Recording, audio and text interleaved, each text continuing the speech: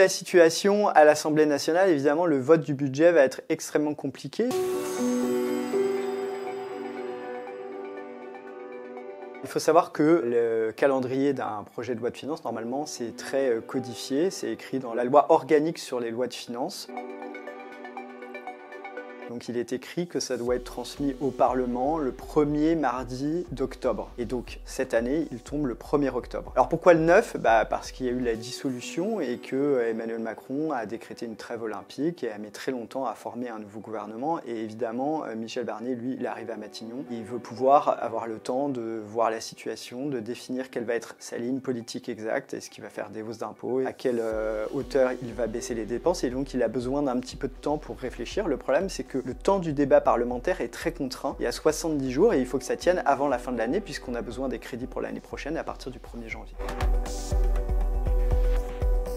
Oui, il y a un risque de shutdown, il est relativement modéré parce que si le gouvernement n'arrive pas à faire adopter son budget, il peut venir devant le Parlement, devant l'Assemblée nationale et faire voter ce qu'on appelle une loi spéciale pour reconduire les dépenses et les impôts de l'année dernière, ce qui pose quand même certains problèmes parce que les dépenses publiques augmentent chaque année, donc si on n'a que les rentrées fiscales de l'année précédente et que les dépenses de l'année précédente, il y a quand même un problème. Mais il peut venir avec cette solution de secours, de dernier recours, et il faut que l'Assemblée nationale accepte de faire cela. Il faut déposer en tout cas cette demande avant le 19 décembre. Et du coup, là, les députés y réfléchiront à 2 fois avant de ne pas voter cette loi spéciale, parce que ça voudrait dire que le 1er janvier, pour faire simple, il n'y aurait pas de crédit pour payer par exemple les fonctionnaires ou faire fonctionner la puissance publique, puisque maintenant les gestionnaires publics sont responsables personnellement s'ils engagent des dépenses qu'ils n'ont pas le droit d'engager.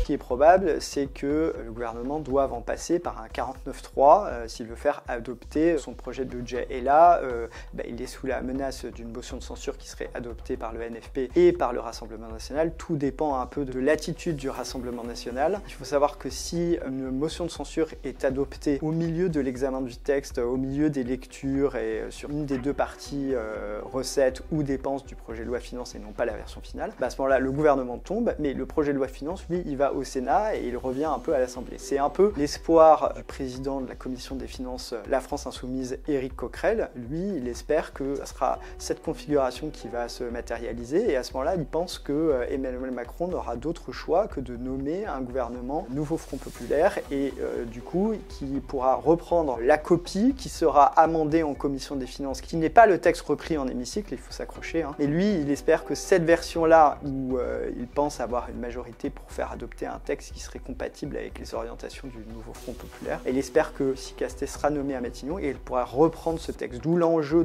pour Éric Coquerel de faire voter en commission des finances un projet de loi de finances qui soit compatible avec les orientations du Nouveau Front Populaire.